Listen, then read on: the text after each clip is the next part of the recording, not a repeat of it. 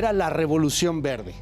En 1960, un movimiento que se centró en el aumento de la producción agrícola a través de la aplicación de tecnología y conocimientos científicos justamente en la agricultura. Norman Borlaug fue uno de sus impulsores y dijo en aquel momento: la tecnología agrícola es una herramienta poderosa, pero no es la solución mágica para todos los problemas de la agricultura. Debemos utilizarla de manera sabia y responsable. Buenas noches. Hoy vamos a platicar en Contracara sobre temas polémicos en torno a la agricultura: el maíz transgénico y el uso del glifosato. Dos asuntos que han generado un acalorado debate en México y a nivel internacional, cargado también de mucha ideología y que también puede terminar en la controversia, en la resolución de un panel de controversia en el marco del Tratado México, Estados Unidos y Canadá. Tiene temas de ideología, temas de salud, temas comerciales. Esto es Contracara. Yo me llamo Luis Cárdenas. Comenzamos. Entonces sí había un efecto, ¿sí? Que eran restos de un herbicida que pues en el momento no nos dábamos cuenta, pero después sí nos fuimos dando cuenta que sí era un efecto en la salud. Y en las plantas también que eran comestibles, pues acababa con esas plantas comestibles y repercutía mucho en la alimentación. Lo único que tendría que trabajar más para no dejar meter, para mí es una maleza el pasto ese. Ver otras formas de poder controlar ese pasto. No, yo no encuentro, hasta ahorita nadie me ha dicho, ¿sabes qué? Tenemos esta alternativa. Si me dejaran una alternativa, la seguimos y podemos evitarlo también. Bueno, vamos a tratar de dilucidar, de entender, de develar el asunto del maíz genéticamente modificado y también este asunto del glifosato. La verdad es que para quienes no estamos metidos en los temas de agricultura, pues de pronto parecemos que nos están hablando en chino de qué se trata y también, ¿por qué no decirlo? Hasta nos espantamos, ¿no? O sea, hay quien te habla de que el glifosato te puede generar cáncer o que el maíz genéticamente modificado va a ser el causante del siguiente apocalipsis zombie. Para platicar del tema, le aprecio el día de hoy, esta noche, que nos acompañe Laura Tamayo, es vicepresidenta de comunicación del Consejo Nacional Agropecuario. Bienvenida, Laura, ¿cómo estás? Hola, ¿qué tal? Gracias, Luis, gracias por invitarme. Al contrario, muchas gracias por estar aquí con nosotros. Y también nos acompaña Fernando Cruz, socio director del Grupo Consultor de Mercados Agrícolas. Bienvenido, Fer, ¿cómo estás? Buenos días. Muy bien, Luis, muchísimas gracias por invitarme y por estar con tu gran auditorio. No, hombre, al contrario, muchísimas gracias. Por cierto, más adelante también vamos a platicar con la contracara, con la otra parte. Estaremos hablando con Viridiana Lázaro, activista de Greenpeace. Vamos por partes, son dos temas bien polémicos y empecemos pues por el que es quizá un poco más famoso, un poco más conocido, el maíz genéticamente modificado o el maíz transgénico. ¿Qué es eso? Ahora sí que literalmente, ¿con qué se come? Laura Tamayo, cuéntanos un poco la polémica alrededor. Me encantó la frase, ¿con qué se come? Pues sí, ¿no? Totalmente. Yo creo que podemos empezar, y hiciste muy bien como antecedente, a entender qué es el maíz transgénico. Y si me permites un minuto de explicación, hay tres maneras en este momento de producir maíz o de producir las semillas para el maíz. La primera es el sistema criollo, que es decir, o del maíz criollo, donde el agricultor siembra, una parte la ocupa para sus animales, para hacer tortilla, para comercializar, y la otra parte la guarda y para la siguiente cosecha, para la siguiente producción, utiliza ese grano como semilla. Entonces, básicamente le estás dejando al azar el resultado que vayas a tener en cantidad, en calidad del producto que vas a obtener en tu siguiente cosecha. Luego hay un sistema que es el híbrido, que ya lo usaban los aztecas, que es el famoso que mezclas un tipo de maíz con otro y con otro para obtener aquellas características que quieres, que sea más grande, que sea más resistente a plaga, etcétera, etcétera. El mismo sistema que usaban los aztecas, hoy lo tenemos de manera pues en laboratorios cerrados donde mezclamos diferentes especies de maíz conseguimos lo que queremos, que es básicamente el maíz que hoy por hoy se comercializa en la mayor parte de nuestro país, y es el maíz que conocemos en Sinaloa, en Jalisco, etcétera, etcétera. Y finalmente viene el maíz transgénico o genéticamente modificado, donde aquellas características que tú quieres se le meten al maíz directamente en su ADN. Estas características vienen de bacterias sobre todo. Hay quien piensa que, bueno, pues vamos a sacar OGMs o genes de sapos voladores o cosas así. Sí. No. Normalmente vienen de bacterias. Ok. Pero además de esto va de salida. La nueva manera de conseguir maíz en el futuro, y futuro estoy hablando de 5 años, es la CRISP Technology o edición genética. Es decir, no tenemos que traer el gene de otro lado, sino imagínate que tuviéramos una hoja de una hoja de Word, y esa hoja es el código genético del maíz. Y lo corregimos. Hacemos un corrector y le cambiamos unas 2, 3 características y obtenemos el maíz resistente a plaga, que aguante más las sequías, o sea, todas las cosas que estamos buscando desde el punto de vista de producción y de sustentabilidad. ¿Cómo sale eso? Perdón, me voló un poco la cabeza. ¿Cómo sale eso? O sea, modificas el maíz porque va a haber una temporada de lluvia, ¿no? Entonces, que sea más resistente a la lluvia, ¿así?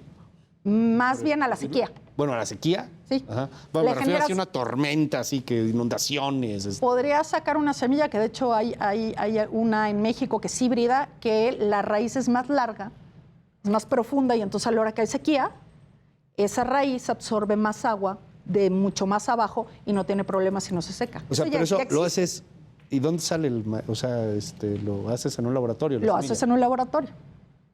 O lo haces a través de hibridaje, de mezclar diferentes maíces. Es que la tecnología en el campo es impresionante. Ajá. La tecnología, normalmente pensamos en un Apple, perdón por el comercial, en un teléfono inteligente, en una cosa así. Y realmente la tecnología en el campo es impresionante. Tenemos que dar de comer a millones y millones de personas y cada día más. Va a haber gente que diga que están jugando a ser Dios. De plano. No, más bien estamos usando lo que Dios nos puso en la tierra en beneficio de toda la gente. A ver, yo quiero entrar aquí un tema. ¿Esto hace daño, no hace daño? ¿Tú estás en el mercado, conoces estos temas? A ver, Luis, ¿qué opinas? El tema es muy sencillo. México no, estrictamente no consume genéticamente modificados maíz, en el caso de maíz. Pero llevamos desde la revolución, que tú decías muy bien, o la revolución verde, llevamos importando semillas de organismos genéticamente modificados de tomate, de berenjena, de algodón, de lino, y así me puedo seguir, de arroz, que aparte eso, el tema del arroz está súper bonito. ¿Por qué? Porque el arroz hoy en día en África, uno de los grandes países que tienen, los grandes países que tienen problemas realmente alimentarios, se están generando variedades de arroz que tienen gran cantidad de nutrientes y mucho mejores que las otras variedades. Okay. Entonces, con menos arroz, estás nutriendo mejor a las personas y estás generando que justamente uno de los problemas de la ruptura, de la pobreza transgeneracional, que es el tema justamente de desarrollo y aprendizaje, lo estás empezando a reducir con este tipo de productos. Y no es jugarle a Dios, es como si le dijeras a un médico que un médico te mide, te podría meter un corazón de otra persona, unas córneas de otra persona, para que puedas seguir con tu vida normal. Ese sería como el tema de, pues, ¿qué? ¿A poco los médicos son Dios? No, los médicos con la tecnología que tienen, con los estudios que tienen, te ayudan a tener una mejor calidad de vida o mejorar totalmente a las personas. Hoy también que te metan una cadena en el caso de titanio o algo que te haga mejorar, que te mantenga otra vez andando, pues bueno, ese sería creo que el símil que estaba haciendo muy bien Laura sobre qué es lo que se hace en los laboratorios y qué es lo que estamos ayudando y cómo estamos ayudando a la gente. Porque me atrevo a decir este asunto de Dios, dado que el maíz transgénico, o que ahora se llama, ¿cómo nos dijiste, Laura? El nuevo edición genética. La edición genética. O CRISPR Technology, pero es CRISPR. Está complicado, entonces mejor edición genética. El CRISPR Technology, que suena como de pronto a película de ciencia ficción, para quien no estamos metidos en este asunto, pues también está cargado de ideología, como en algún momento estuvo cargado de ideología un trasplante de órganos, o como está cargado de ideología el tema de la investigación genética en varias partes del planeta. Me decías algo, Fer, no consumimos maíz genéticamente modificado. Sembramos. No sembramos, consumimos. O sea, la tortilla que hoy tenemos sí viene de un maíz genéticamente modificado. En muy poquita porcentaje en lugares específicos, porque somos superavitarios en el maíz de la tortilla. Okay. El problema es la geografía y el problema es que... O sea, producimos lo suficiente. Sí, pero no necesariamente llega a todos lados. Ok. A ver. Ya me gustaría participar en ese punto. Imaginemos una cosa, México produce en las esquinas, consume en el centro y tenemos una región que se llama la península. Y la península y, bueno, las dos penínsulas que tenemos, tanto la de Baja California como la parte de la zona de Yucatán, son los costos logísticos más caros que podemos encontrar. Okay. Entonces, no hace sentido que tú produzcas maíz en Sinaloa, 6 millones de toneladas, que lo andes paseando en barco, que estaría padrísimo si fuera un crucero, llevarlo a Panamá y de Panamá subirlo a Progreso, descargarlo y después de eso distribuirlo en camión por toda la zona de la península. Sale mucho más barato hoy en día, por 300, 350 pesos, el costo del flete desde Sudáfrica hasta la península. Los barcos son, y recordemos, el precio es internacional, el precio del maíz es un producto internacional, lo único que te diferencia el precio es el precio de la logística. Traerlo de Sudáfrica hace sentido para esa región. Pero déjenme detenernos ahí por un momento, porque decía mi abuelita, ¿para qué tanto brinco estando el suelo tan parejo? O sea, si no nos comemos la tortilla genéticamente modificada o si no la estamos sembrando aquí en este país genéticamente modificado, nos sembramos aquí, lo importante, o sea, ¿cuál es la bronca? ¿Por qué de pronto esto se volvió tan polémico y empezó a tener algunos titulares en los periódicos? ¿Qué hay de fondo? ¿Cuál es el debate detrás? Ya Fer me está viendo así como tú o yo. Van, no sé, ping pong. Primero las damas. Rápido, y yo creo que Fer, que está muy metido en los mercados, puede ayudar muchísimo a las especificidades. Si bien México produce lo suficiente maíz para la tortilla, no produce para la necesidad entera del país. No solamente los humanos comemos tortilla y ya. También comemos pollo, carne, huevo, bueno, gallinas. Y todos esos animales se alimentan de maíz, entre otros de maíz, de soya, etcétera, pero su base fundamental de proteína es el grano y en este caso el maíz. A ver, entonces, para que lo entendamos rápido, así, paz. Cierto, yo nunca lo había pensado, pero lo que nos comemos también come. Exacto. Correcto. Y lo que nos comemos que come maíz. Es correcto. La vaca come maíz, el pollito come maíz, El puerquito, el puerquito come maíz. los camarones que están así encerraditos también comen maíz. ¿Neta? Sí. Wow. Es alimento balanceado. Muchas Es cosas alimento nuevas. balanceado. Y esos animalitos que nos comemos, ¿comen un maíz genéticamente modificado? Comen maíz de los Estados Unidos, que aquí hay un tema importante. Nosotros más o menos, si corrígeme, debemos de producir por ahí de 27 millones de toneladas. Correcto. Como país. ¿Eso es mucho o es poco? Te voy a dar el símil. Estados Unidos produce casi 400 millones de toneladas Pues es de poco. maíz. A comparación de A Estados comparación Unidos de es muy los Estados Unidos, sí. Tenemos la suerte de estar al lado del productor más importante de grano prácticamente del planeta. Entonces, la necesidad pecuaria, es decir, de los puerquitos y de las gallinas y todo, pues es más o menos la mitad de la necesidad total del maíz en nuestro país. Pero falta una cosa y si quieres, terminamos con lo pecuario y si quieres entramos eso rapidísimo, pero sí quiero que quede sobre la mesa.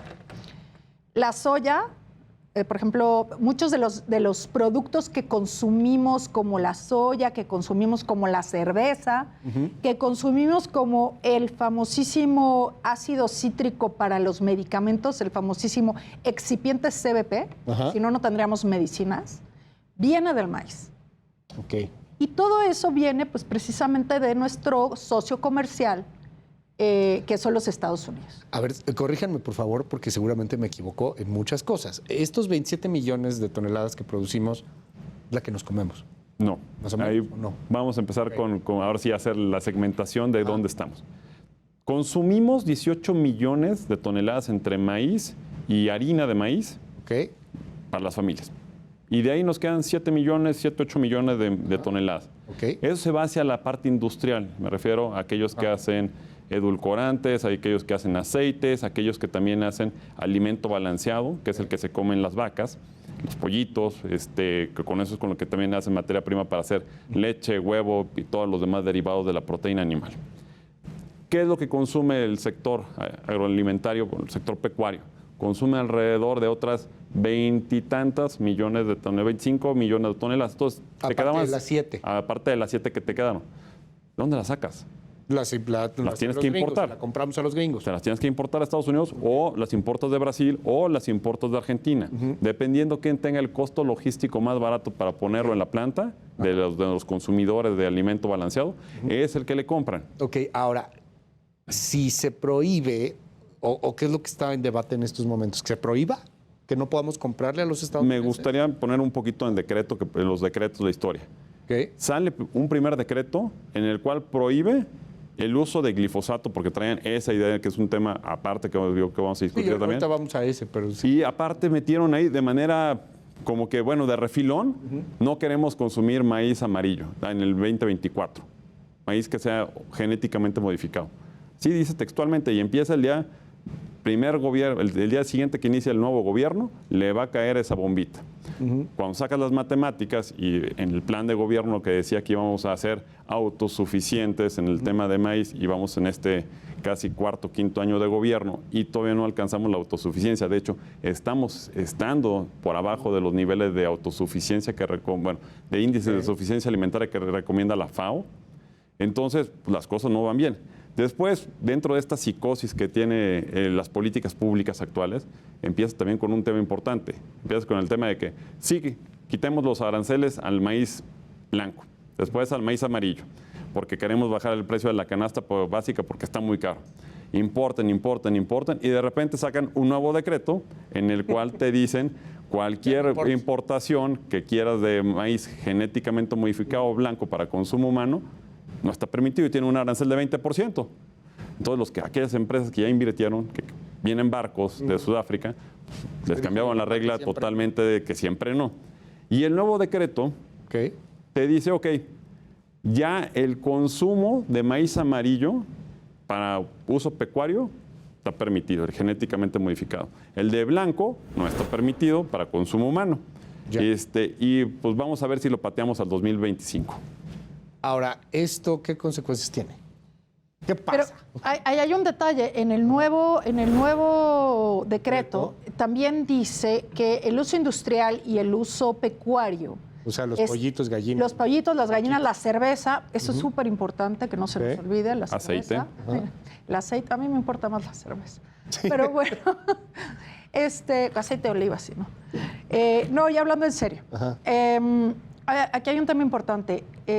Hay una parte donde el decreto dice, esto se va a permitir si hasta que no seamos autosuficientes. El día que seamos autosuficientes, entonces gradualmente se dejará de importar maíz genéticamente modificado, aunque sea para uso pecuario y aunque sea para uso... No vamos a importar nada, ¿no? Sí, llegamos a ser autosuficientes. Lo cual es, pues, prácticamente, tendríamos que cambiar un modelo de producción, de verdad, de modificar como hemos producido en los últimos 100 años, yo creo, para poder siquiera acercarnos a lo que recomienda la FAO. O sea, sí tendríamos que hacer una reconversión y una inversión pública sin precedentes en el país para que esto sucediera. Entonces, se están poniendo como imposibles para taparle el ojo al macho. Va a ser como que sí importamos, pero no importamos, pero quedar bien con algunas personas ideológicamente hablando, ¿o qué es No, esto? yo la verdad es que sí reconozco el trabajo del gobierno en términos de, sí hay una preocupación real de algunas personas en términos del consumo de organismos genéticamente modificados, en particular en la tortilla, porque pues en teoría te llega directo. Desde que los OGMs existen en el planeta, no ha habido un solo caso, ya déjate de una enfermedad seria, de una alergia, o sea, es prácticamente, no hay ni un documento en el planeta que te diga que el consumo de un organismo genéticamente modificado te puede causar ni una gripa. Sin embargo, bueno, pues como en todo siempre hay, y hay gente que le sigue teniendo miedo a estas cosas. Entonces, entendemos el trabajo del gobierno de decir, bueno, ok, entonces para tortilla no. Y para lo demás sí, pero para lo demás sí ya deja tú. No es que quieran quedar bien con Estados Unidos, es que se nos cae el pollo, se nos cae el cerdo, se nos cae una serie de productos que son necesarios e importantes, ya deja tú desde el punto de vista comercial. Imagínate que uno te levantes y tengas no sé, el huevo, que ya de por sí está caro, a 300 pesos o a 1,000. Porque si no tengo para darles... Sí, pues si no... ¿A ese nivel, Laura? Si es la mitad de la necesidad, es casi toda la necesidad pecuaria. O sea, pero puede elevarse a niveles así, porque ya entendimos esto que es bien complicado de entender, de por qué subiría el pollo, por qué subiría la vaquita o la carnita, por qué subiría todo, pues porque se alimenta a final de cuentas el maíz, ¿no? Son todos estos derivados, los medicamentos, etcétera. Pero de ese tamaño el aumento. Si tú no tienes... O sea, la tortilla puede llegar a subir también, obviamente. Obviamente, porque el pecuario se va a pelear con el señor productor de tortilla por ese mismo maíz. Que son 27 millones 27 millones y tu necesidad es de 50. Como hay menos pastel, el pastel sale más caro. Por definición, la ley más vieja de la oferta y la demanda. Ok, Vamos al otro tema, y es bien complicado entrar en 30 minutos, y mira que es bastante tiempo, pero aún así es muy complicado entrar a temas tan complejos. Así que vamos al otro, que se llama glifosato. ¿Eso qué es? Glifosato es una molécula que se utiliza como herbicida. Es una molécula que, aparte de eso, se ha venido usando desde hace bastantes años y que se ha venido usando de una manera que hasta posiblemente tú en tu casa lo tienes. Hay una marca muy importante que puedes encontrar, que es un herbicida que utilizas para matar la maleza de tu jardín. Right. O Roundup. Puedes tener de ese producto. Hicimos 2 comerciales. Sí, dos comerciales, perdón, pero bueno. Está bien. Puedes tener de eso en tu casa, y con eso es con lo que el ama de casa hoy en día mata las malezas de su jardín, de sus plantitas que estén en una maceta. Okay. Y llevamos años utilizándolo. Y el tema es, existe esa molécula que ataca las raíces de una manera efectiva de las plantas, y que lo que hace es que la seca, y eso hace que no compita esta planta o esta maleza con las raíces y con la alimentación de la otra planta que sí queremos que se dé. Entonces, el glifosato es muy selectivo, se va sobre un tipo de malezas, y justamente los organismos genéticamente modificados tienen esta resistencia, o han sido diseñados para que tengan esta resistencia, en la cual no los afecte a la hora de su desarrollo. Ahora que estamos en estos tiempos de que todo tiene que ser políticamente correcto, y echándome un poquito un clavado al tema, me daba cuenta que hay algunas personas en contra del glifosato que dicen que de entrada no toda la maleza es maleza, y que maleza también está un poco mal decirle, porque hay algunas que no son malas y que son más bien arbences, si no me equivoco es el término que utilizan, y que estos arbences son a veces positivos, que de ahí salen cosas importantes, como inclusive temas para medicinas tradicionales, y que el glifosato termina por matarlos y por contaminar la tierra. Laura. Es que ya ahí te estás yendo a un preciosismo de si tengo mi jardín de 400... No, a ver, es lo que me dije. No, pero a lo que voy es, si tengo un jardín de 200 metros, pues sí puedo reconocer que es maleza y que es arbense, y puedo hacer unos test espectaculares y tal, pero cuando tienes 900 hectáreas de maíz, en Sinaloa, 45 grados, en primer lugar no vas a quitar las malezas con la mano. No puedo. Y lo invito a cualquiera que quiera, vamos, a ver qué se siente. Yo veo, con un paraguas, pero es importante ese tema. Y en segundo lugar, el glifosato se utiliza nada más en preparar la tierra precisamente para que estas malezas no convivan con el producto que queremos, porque la maleza convive en agua, convive en nutrientes, o sea, se pelea por esos insumos, y nosotros lo que queremos es que el maíz, el limón, la naranja, el agave y todos estos productos sean los que absorban estos nutrientes. Cuando tú vas a Tequila, por ejemplo, que ves los campos súper bonitos de agave, perfectamente limpios. Y que todo es agave.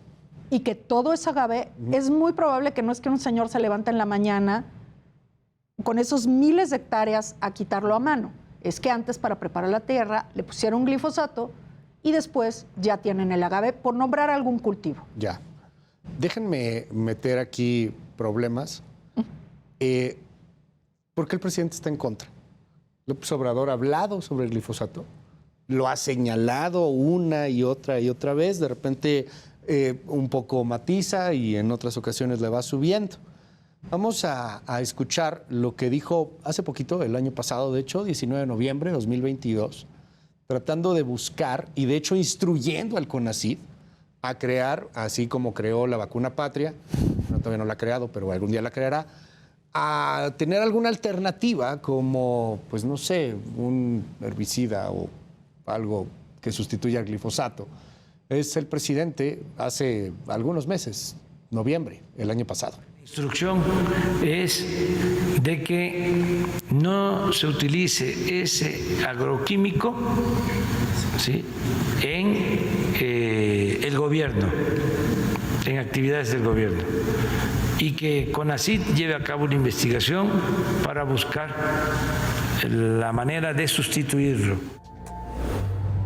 Pero el presidente no se detiene ahí.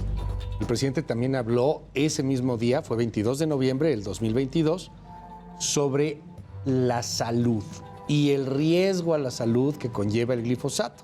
Escuche. Es una polémica, todavía no está resuelto lo del glifosato. La propuesta que nosotros estamos impulsando es que se vaya eliminando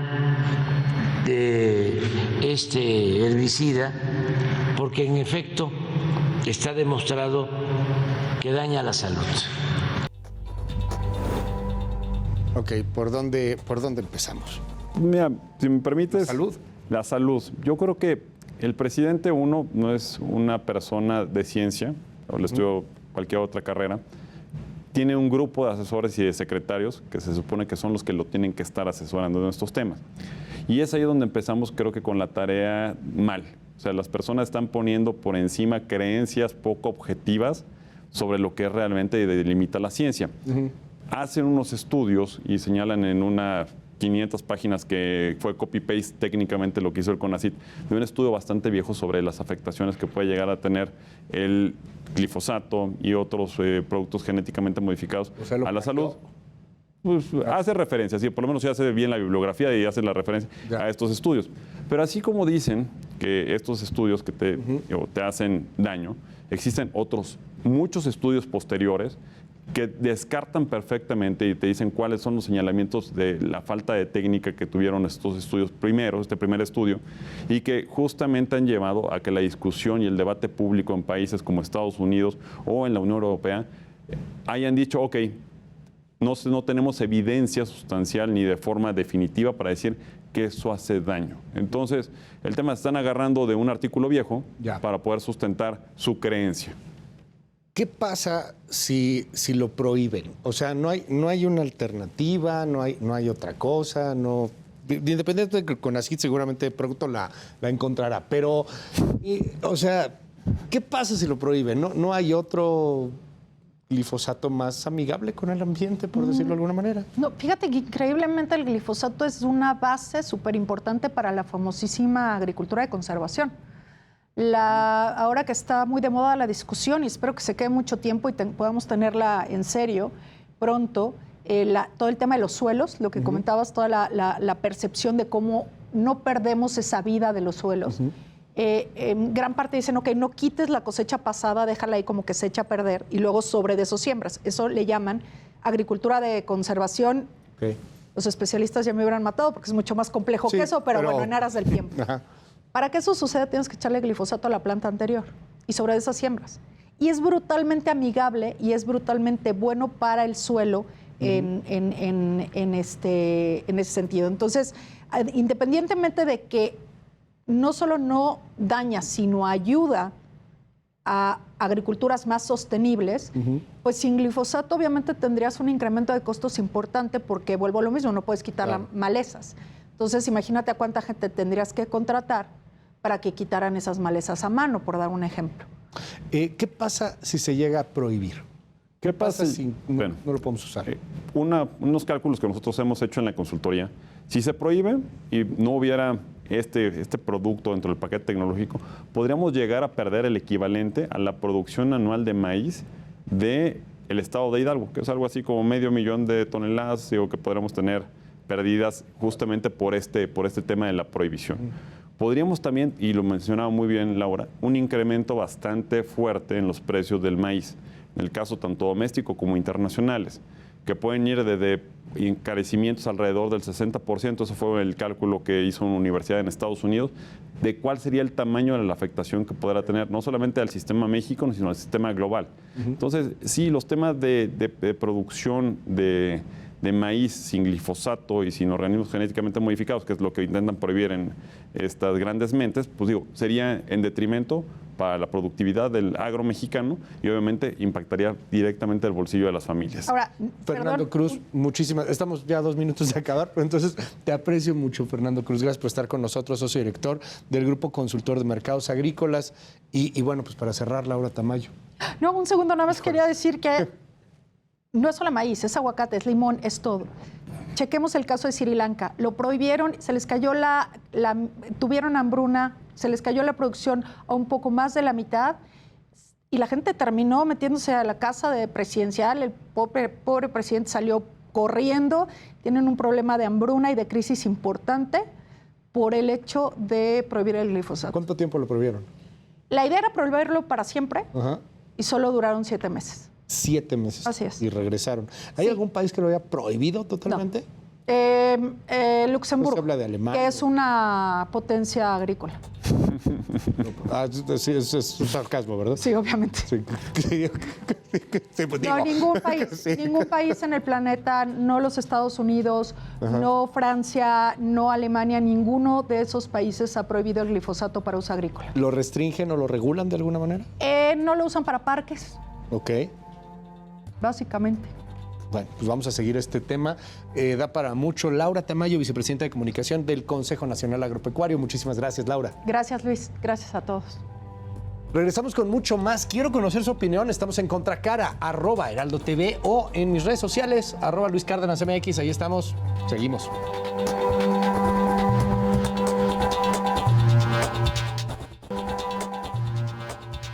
La Secretaría de Agricultura y Desarrollo Rural no tiene la capacidad para mandar inspectores a todos los lugares donde hoy se aplica el glifosato, que es la mayor proporción de todo el campo mexicano.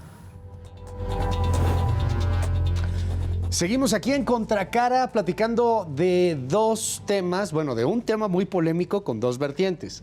El uso del glifosato y el uso también del maíz genéticamente modificado o del famoso maíz transgénico. Para mí es un honor, un privilegio poder saludar en esta noche a Viridiana Lázaro. Ella es activista de alimentos y agricultura en Greenpeace México. Viridiana, bienvenida a Contracara. Buenas noches, ¿cómo estás? Hola Luis, buenas noches. Un placer estar contigo en esta ocasión. Al contrario, gracias Viridiana. Oye, a ver qué te parece si vamos primero, porque son dos temas muy complejos, y empecemos quizá con el que es un poco más famoso, por decirlo de alguna manera, el maíz genéticamente modificado. ¿Cómo lo definen ustedes? ¿Qué desventajas hay? ¿Y ven ustedes algunas ventajas en torno al uso de este tipo de maíz? Sí, mira, el maíz genéticamente modificado o transgénico es aquel en el que se ha modificado su ADN para que tenga ciertas características. El más conocido es el que es modificado justamente para ser resistente al glifosato y que es el que es diseminado mayormente en el mundo. Esto trae consecuencias negativas tanto para el medio ambiente como para la salud de las personas. Primero, al ser este maíz transgénico, pues ya su genética es diferente y eso hace que también por la reproducción que se lleva a cabo entre los maíces, que es polinización libre, es decir, que el polen viaja por el viento y es así como poliniza a la otra planta para que pueda producir el maíz, pues de esta manera ese polen transgénico puede llegar a otros cultivos que son nativos, porque sabemos que México es centro de origen y diversificación del maíz. Entonces lo que ocurre o puede ocurrir cuando se siembra maíz transgénico es que este maíz transgénico contamina con transgenes a los maíces nativos que tenemos en México. Esa es una de las principales consecuencias negativas. También es que al ser este maíz principalmente resistente al glifosato, eso quiere decir que el glifosato se puede utilizar, este herbicida se puede utilizar en los cultivos, en los monocultivos de maíz transgénico y asperjarlo en todo el campo de cultivo, y este glifosato pues va a tener consecuencias principalmente en los microorganismos del suelo. Va a eliminar estos microorganismos, no solo las hierbas, las mal llamadas malezas, que en realidad son arbences, va a eliminar en su totalidad las arbences, también va a dañar los microorganismos del suelo, por lo tanto el suelo también tiende a erosionarse al ya perder pues esta micro. Te tengo, perdón, ahí por un momento, Viridiana. Para los que no estamos muy metidos o no sabemos mucho del tema, ¿qué es eso de los arbences? O sea, ¿eso lo elimina que el glifosato? De pronto me perdí ahí un poco, perdón. El glifosato es un herbicida. Ajá. Es decir, es un plaguicida, es un herbicida y su principal función es eliminar las hierbas. Y las hierbas se han llamado por mucho tiempo malezas, como si fueran malas hierbas, pero en realidad el término correcto para llamarlas es arbences. Esto quiere decir pues que son hierbas, pero que no todas son malas, ¿no? Hay algunas que se utilizan con fines medicinales, ahí están los quelites, entonces por eso usamos ese término de arbences. Oye, déjame preguntarte algo. ¿Qué pasa? Porque ese es el argumento que está permanentemente, y lo escucho de los defensores. Empezamos con el maíz transgénico, genéticamente modificado. ¿Qué pasa si de pronto así se prohíbe, se limita el uso en una economía particularmente como México? Hay quien habla de que puede estallar esto en sobreprecios, en que puede dispararse, porque pues no hay una manera de que otra semilla que no tenga estas modificaciones genéticas, lo entiendo así, porque insisto, es un tema bien complejo, bien técnico de pronto, podría terminar por generar una crisis económica. Inclusive hay hasta quien llega a hablar de hambruna. ¿Qué dices ante estos argumentos que seguro tú conoces muy bien? Sí, mira, nosotros desde Greenpeace lo vemos esto como un mito, principalmente porque el tema del hambre no tiene que ver pues con un tema técnico. Actualmente pues se produce suficiente comida para alimentar a la población. En México particularmente somos autosuficientes en maíz blanco y en maíces nativos, que son los que se utilizan principalmente para la masa y la tortilla. El tema de la hambruna es principalmente por un tema de inequidad, que no está llegando los alimentos a las personas que deberían, pero no porque no haya suficiente producción, sino porque se está distribuyendo de manera inequitativa, ¿no? Ese es principalmente, ¿no? Pero y también... Te vuelvo a interrumpir, perdóname, Viridiana. Al momento de distribuirlo de manera equitativa, o sea, digo, a lo mejor está mal, a lo mejor no es el mejor camino, pero pues no lo sé. O sea, hoy somos capitalistas y hoy pues, se distribuye a través del mercado como tal, prácticamente. El problema que se ve ahí en esta lógica de mercado, pues es que sin el uso del maíz transgénico en particular, podría esto derivarse en costos muy altos. O sea, no hay como una repartición de los alimentos de manera igual. O sea, no es que alguien se forme y les reparten los alimentos, sino que, bueno, pues en México, como en muchos otros países, se regula esto a través del mercado. Y ese es el gran riesgo que ven los detractores de no usar el maíz transgénico. ¿Qué me dices de este argumento? Perdón por la insistencia, pero es que me parece como que fundamental el tema. Sí, principalmente, pues como te reitero, México es autosuficiente en maíces blancos y en maíces nativos que se utilizan para la tortilla y para la masa, ¿no? Y el tema de los maíces transgénicos, que son los que importamos principalmente de Estados Unidos, esos maíces se utilizan para la alimentación del ganado y para la industria almidonera, que ahí es donde cobra relevancia este nuevo decreto, porque el decreto clarifica estos puntos principalmente. Okay. Entonces, al ir esto para la industria almidonera, que es la industria que también al final, tanto de la industria, el maíz que va para la industria almidonera, como para el maíz transgénico que va para la alimentación de los animales, hay que también ser muy enfáticas en que ese maíz pues, puede llegar también a la alimentación humana, ¿no? Que ese era uno de los puntos específicos que vienen marcados en el decreto presidencial. Ya. Oye, para que lo entendamos todas las personas que insisto, que no estamos como que tan metidos en el tema, ¿qué riesgos hay para la salud del maíz genéticamente modificado, transgénico?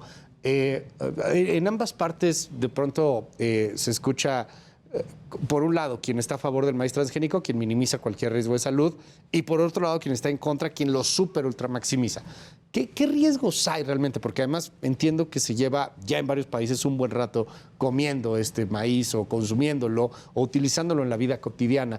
¿Cuál es el riesgo que ustedes ven para la persona que en estos momentos nos está viendo y a la cual, Viridiana, estás a punto quizá de hacerle que saque la tortilla y diga, no, mejor no me la como hasta saber si es transgénica o no?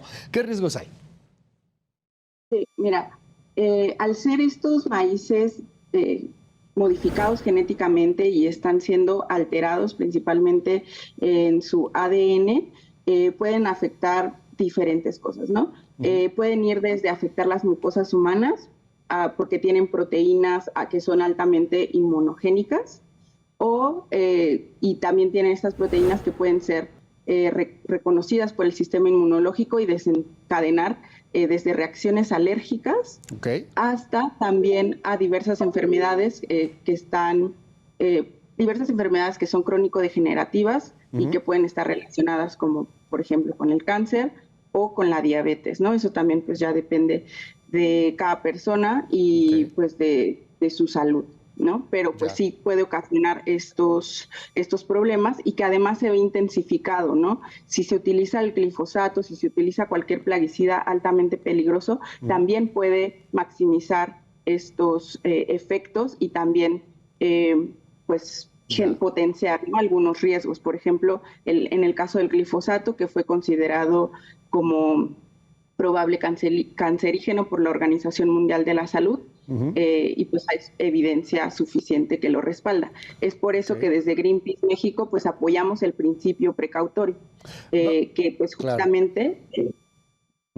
Vamos a platicar, si me permites, perdón, Viridiana, sobre el glifosato, sobre este herbicida o plaguicida. ¿Es un plaguicida o es un herbicida, Jan? Sí, ¿cuál es la diferencia entre uno y otro? Es los dos, ¿no? Es un plaguicida altamente peligroso, pero dentro de los plaguicidas hay herbicidas, insecticidas, fungicidas, etc. Ahora, este herbicida, hay un gran debate, no solamente en México, en el planeta, sobre su uso. Entiendo que se ha restringido el uso del glifosato en varias partes del mundo o se ha tratado de disminuir, pero no sé si ya ha habido una prohibición per se al 100%. Escucho mucho del caso Sri Lanka y cómo lo prohibieron y luego, de acuerdo a la narrativa que hay, que hoy son choques de narrativas también, tuvieron que regresar a utilizarlo.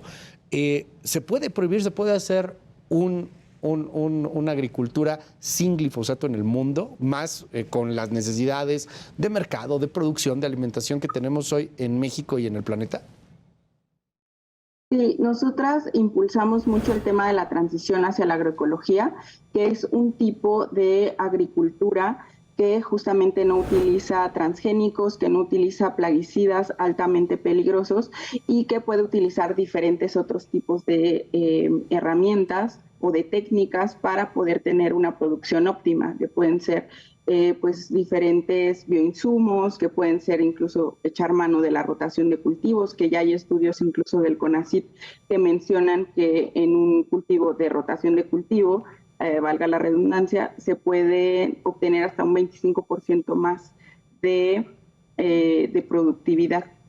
Y también es la combinación de diferentes técnicas, ¿no? Tanto mecánicas, de diferente manejo del suelo, que también hay que mencionar que en un suelo contaminado con plaguicidas altamente peligrosos, lo que hay que hacer primero es restaurar el suelo para regenerar todos estos microorganismos que existen y que puedan tener pues materia orgánica y una fertilidad óptima, ¿no? Pero lo que nosotras buscamos es la agroecología. Te detengo ahí por un momento, a ver si lo entendí bien. Yo insisto, porque es un tema, ahora sí que yo soy muy preguntón, ¿no? Por eso, a eso me dedico. Este asunto de que sea 25% más productivo, o sea, me estás diciendo que con algunas técnicas que ustedes tienen, que con la agricultura, que con estas cuestiones que me platicas, pueden hacerlo hasta 25% más productivo que quien usa glifosato. Así es, incluso a menor precio. Ya hay casos de éxito que llevaron a cabo en la Secretaría de Agricultura, particularmente con el Programa de Producción para el Bienestar. Hay ejemplos de parcelas en el norte de maíz a gran escala, ¿no? Porque también luego hay mucho el prejuicio de que este tipo de agricultura solo se lleva a pequeña escala y para autoconsumo, etcétera, pero no, ya hay casos de estudio que se llevaron a cabo este tipo de siembra en el norte del país y se obtuvieron resultados muy similares en temas de rendimiento, incluso a un costo menor ligeramente, ¿no? Pero más bien lo que hay que impulsar es que existan estas políticas públicas, estos programas que ayuden y apoyen a la transición agroecológica, tanto con apoyo técnico, pero también con presupuesto, que es lo que se necesita para poder transitar a este modelo, ¿no? Yo insisto en este tema porque, a ver, es un debate global, el asunto del famoso glifosato. Esto que lograron hacer en algunos cultivos, me dices, en el norte, pues supongo que no estamos descubriendo el hilo negro, o sea, ya en algún lado se tuvo que haber hecho. ¿Por qué no se ha aplicado como tal en el mundo? ¿O hay algunos ejemplos en el mundo en los cuales a gran escala, sin glifosato, están alimentando a la población, Viridiana? Claro, sí, un gran ejemplo es Cuba, que ellos son los precursores de la agricultura ecológica o agroecología y que pues ellos han innovado mucho en este tema de agricultura sin plaguicidas altamente peligrosos y que han pues podido alimentar a su población. Y hay muchos ejemplos en México, o sea, hay muchos casos de estudio, hay agricultores que siembran de manera orgánica, de manera agroecológica, sin plaguicidas altamente peligrosos y que solo hay que voltear a ver a estos productores que lo han hecho así desde hace mucho tiempo. Y pues justamente ahora lo que buscamos es que sea a nivel nacional, ¿no? Y que se pueda transitar a una agricultura libre de agroquímicos, porque las mexicanas y los mexicanos merecemos y tenemos el derecho a tener una alimentación adecuada, a tener un medio ambiente sano y a poder tener alimentos de calidad. Habrá quien diga, y es con todo respeto, yo lo veo desde fuera, insisto, pero habrá quien diga que el ejemplo de Cuba puede ser hasta peligroso, ¿no? Quien dice, oye, yo no quiero verme como los cubanos, ¿no? O quien te diga que lo hacen así porque no les venden glifosato por el bloqueo, embargo. ¿Qué decir ante ese tipo de argumentos? Que estoy segura los conoces muy bien, o sea, que están en este mundo y en este país y en este tiempo tan polarizante. Sí, claro que no. Y el de Cuba no es el único ejemplo. Hay ejemplos muy significativos, en Francia, en otros países europeos también, ¿no? Que tienen huertas, les llaman huertas orgánicas, también hay huertas ecológicas. Y es una tendencia mundial, ¿no? Esto que se está llevando a cabo de eliminar los plaguicidas altamente peligrosos. Claro. Y justamente si se han dado algunos bloqueos en el tema de las prohibiciones es justamente por los intereses económicos que mueven estas empresas tan grandes, ¿no? Un ejemplo es Bayer Monsanto, que incluso pagan ya sus juicios por adelantado, porque saben que les van a llegar demandas, ¿no? ¿Sí? Y que son millonarios, pagan cantidades millonarias por el tema de los casos a la salud que principalmente en Estados Unidos han ganado los productores y productoras que denuncian casos de cáncer, principalmente de linfoma de Hodgkin. Oye, para cerrar, Viridiana, y te aprecio que me regales estos minutos aquí esta noche en Contracara, ¿qué pasa si no? O sea, no se prohíbe el glifosato, no está el tema del maíz transgénico, seguimos como vamos, continúa esta cosa. ¿Qué pasa? ¿Qué ven ustedes en el futuro de la alimentación de la humanidad, de México? ¿Qué va a suceder si las cosas van como van en este momento?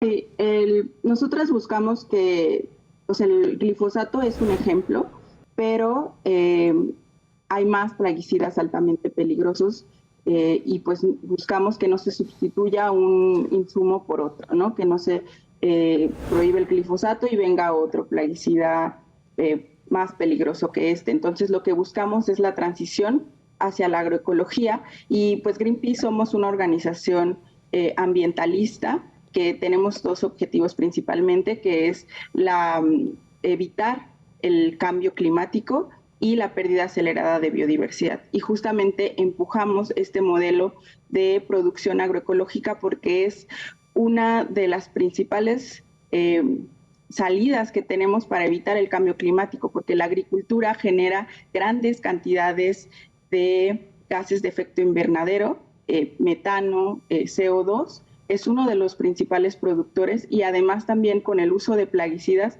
pues hay un riesgo de perder especies dentro de los cultivos, pero también fuera, ¿no? Entonces, si seguimos utilizando plaguicidas altamente peligrosos, pues se contaminan cuerpos de agua, ponemos en peligro a especies de fauna y de flora, y también pues se contribuye al empeoramiento del cambio climático. Es por eso que tenemos que cambiar el modelo y la forma en que producimos nuestros alimentos para detener el cambio climático, que es una de las principales problemáticas que actualmente estamos enfrentando como humanidad. Te aprecio mucho que nos hayas regalado estos minutos, Viridiana, de Greenpeace, y bueno, pues vamos a seguirlo muy de cerca. Es Viridiana Lázaro, activista de alimentos y agricultura en Greenpeace México. Gracias, buenas noches. Muchas gracias, Luis, un placer haber estado contigo esta noche. Al contrario, y pásela muy bien, pásela maravillosamente, descanse, nos vemos y nos escuchamos muy pronto aquí en Contracara. Yo me llamo Luis Cárdenas, hasta la próxima, bye bye.